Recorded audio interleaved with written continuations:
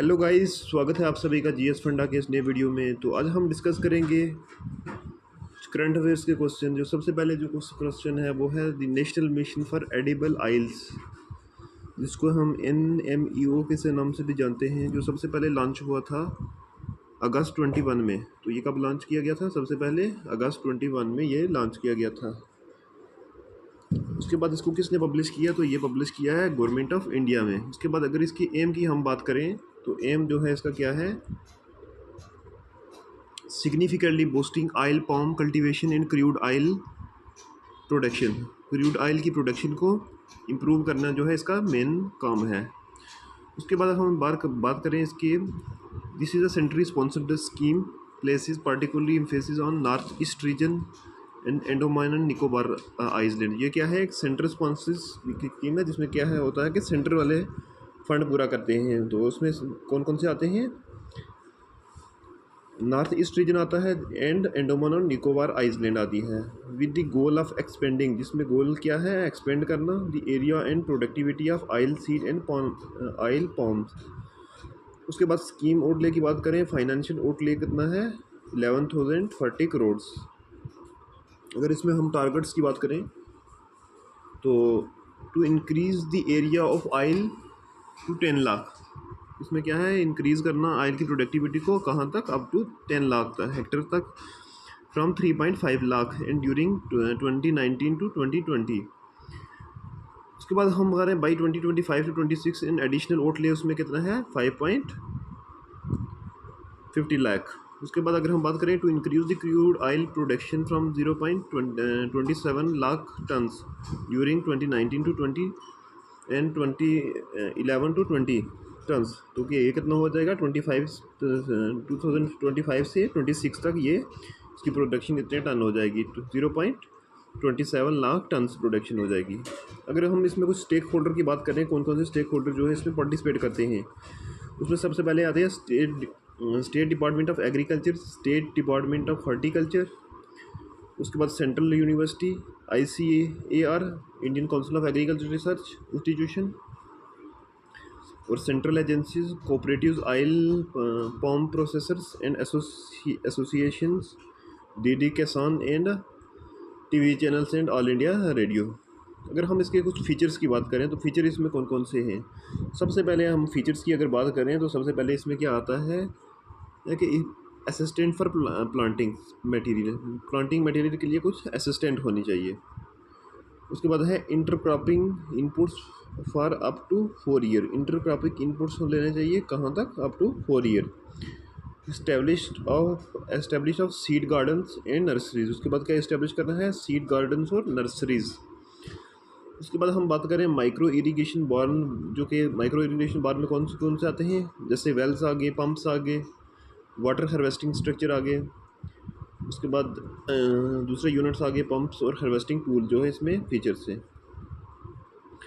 उसके बाद हम बात करें अगर ऑयल पाम और गुआनेसिस प्रोडक्शन इन इंडिया, जो ऑयल पाम और गुआनेसिस प्रोडक्शन इन इंडिया है वो कितनी है? तो सबसे पहले हम इसकी ओरिजिन की बात करें। दी ओरिजिन कहाँ से हुआ है? West Africa is comparatively new crop in India. जो वेस्ट अफ्रीका है वो क्या कौन सी है? कंपेरेटली ये क्या है? New crop in India. Has the highest vegetable oil yielding capability per hectare, जो जिसकी पर हेक्टर जो है सबसे हाई जो है यील्डिंग कैपेसिटी है, सबसे ज़्यादा मतलब यील्डिंग इसकी प्रोडक्शन ज़्यादा है। आगे इसकी हम प्रोडक्शन की बात करें तो इट प्रोड्यूसेस 2 डिस्टिंक्ट ऑयल्स, ये 2 अलग किस्म की ऑयल्स को प्रोड्यूस करती है। जैसे कि हम देखें पाम ऑयल हो गया और दूसरा क्या? कर्नेल ऑयल हो गया। उसके बाद हम कहते हैं which are used for culinary as well as industry, जो कल्मोनरी पर्पसेज के लिए और इंडस्ट्रियल पर्पसेज दोनों के लिए यूज़ किए जाते हैं। कुछ स्टेट्स की अगर हम बात करें जहाँ पर इसकी प्रोडक्शन होती है ऑयल पाम की, तो वो कौन कौन सी है? सबसे पहले है आंध्र प्रदेश, जो आंध्र प्रदेश सबसे पहले है। उसके बाद है तेलंगाना, उसके बाद है Kerala. Are major palm growing states and account 98% of the total production. ये मेजर कुछ स्टेट्स हैं जिस वहाँ पर पाम की प्रोडक्शन होती है और पूरी मैक्सिमम मतलब 98% जो प्रोडक्शन है वो इन्हीं 3 स्टेट्स में होती है। उसके बाद बिसाइड इसके बाद हम बात करें अगर तो Karnataka, Tamil Nadu, Odisha, Gujarat and Mizoram are also have sizable area under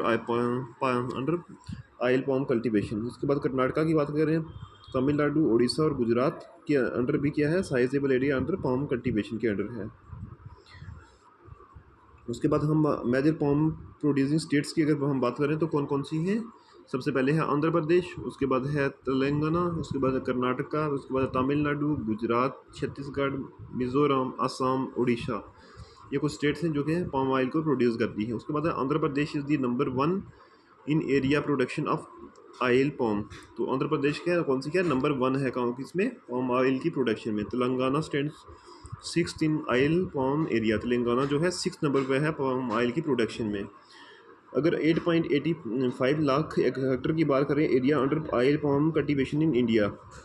उसके बाद हम 2.82 लाख मेट्रिक टन जो है इसमें कौन सी है, पाम ऑयल की प्रोडक्शन है।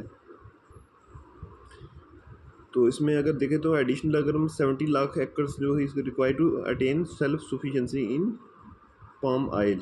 उसके बाद हम अगर बात करें नेक्स्ट, तो ये है बर्ड सेंचुरी।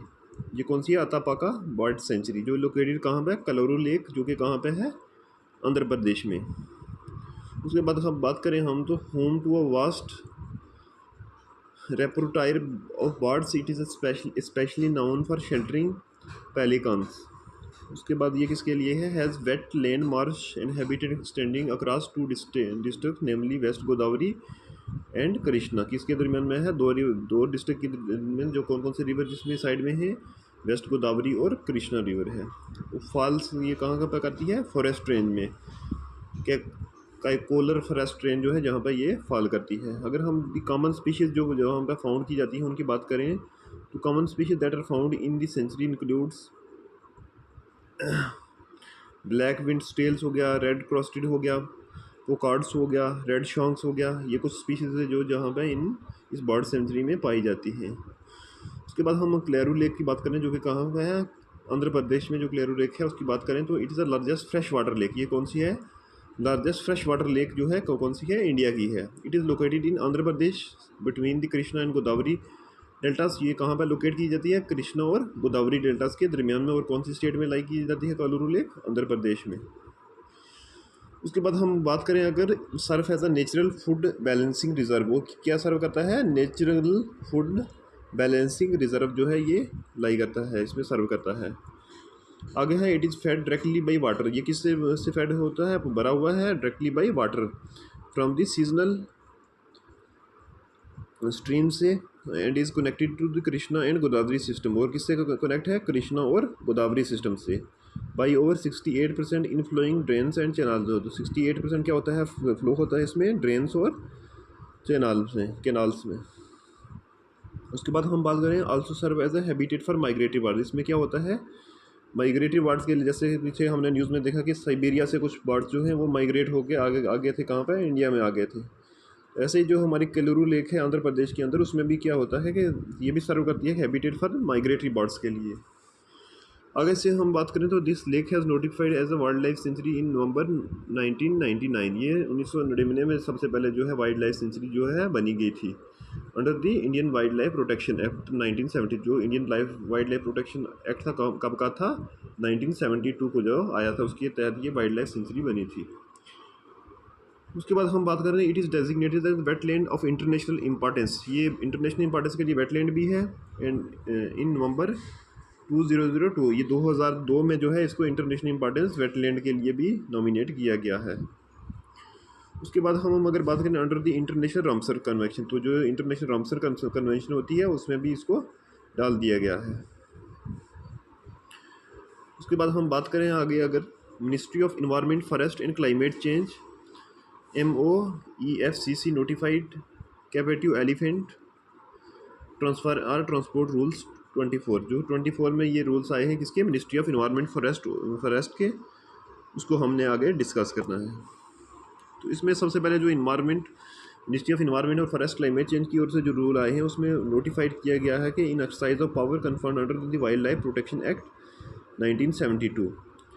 अगर हमें कुछ हाईलाइट्स की बात करें, request for the transfer of captive elephant must be submitted to the deputy conservator of forest. जो कहाँ पर सबमिट किए जाते हैं, DCF district deputy conservator of forest, जो कि है DCF, responsible for the area where the elephant is registered. ये किसके लिए रिस्पॉन्सिबल है? जहाँ पर एलिफेंट के लिए जो एरिया जो है क्या होगा, रजिस्टर होगा। उसके बाद upon receiving such a request this DCF will, कौन से पैरामीटर है जो उसको फुलफिल करने हैं? सबसे पहले है obtain a certificate from the veterinary practitioners. जो भी वेटनरी के डॉक्टर होंगे या प्रैक्टिशनर्स होंगे उनसे एक सर्टिफिकेट सबसे पहले, ये किसके लिए? मिनिस्ट्री ऑफ इन्वायरमेंट, फॉरेस्ट और क्लाइमेट चेंज के लिए एक सर्टिफिकेट लेना होगा। सेकंड स्पॉट की अगर हम बात करें, conduct an inquiry and physical inspection to of both the current and propose facilities where the elephant will be host. तो ये क्या करता है? कंडक्ट इंक्वायरी भी लेगा और फिजिकल इंस्पेक्शन भी करेगा of both the current and propose facilities where the elephant will be host, जहाँ पे क्या हो जाएगा, एलिफेंट जो है होस्ट किया जाएगा। उसके बाद हम बात करेंगे the forward the application and report to the wildlife warden. वो रिपोर्ट किसको फाइल करेगा? वाइल्ड लाइफ जो वार्डन होगा उसको क्या करेगा? अपनी रिपोर्ट बनाकर ये सबमिट करेगा with in a period of 15 days, 15 दिन के अंदर अंदर इसको क्या करना है? अपनी रिपोर्ट को सबमिट करना है। किसको करना है? जो भी वहाँ पे वाइल्ड लाइफ वार्डन होगा।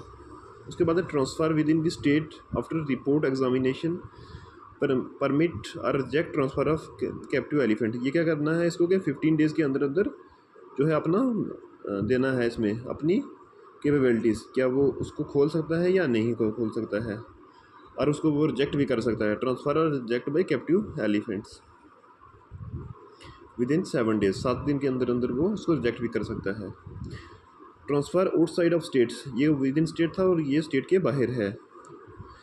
इसकी हम बात करें, CWD of donor state shall be forward application to CWD of recipient. ये डोनर किसको करेगा? रेसिपिएंट को करेगा। स्टेट विद इन 15 डेज, पहले वाला 7 विद इन स्टेट 7 दिन में हो जाएगा, और विदाउट जो स्टेट के बाहर इंटर स्टेट्स हो जाएगा उसमें क्या हो जाएगा कि ये 15 डेज़ में होगा। ट्रांसफ़र आउटसाइड ऑफ स्टेट्स, अगर हम इसकी वैलिडिटी की ड्यूरेशन की बात करें तो ये कितना होगा? Ministry of environment, forest and climate change की, तो ये validity 3 months from the date of, जहाँ जब परमिशन हो जाएगी उसके बाद कौन सी होगा? 3 महीने की डेट मिल जाएगी। Transport permit shall not be more than 1 month, transport का जो परमिट है वो 1 मंथ से ज़्यादा नहीं होगा। तो इतना ही है आज के लिए, मिलते हैं आपसे नेक्स्ट वीडियो में।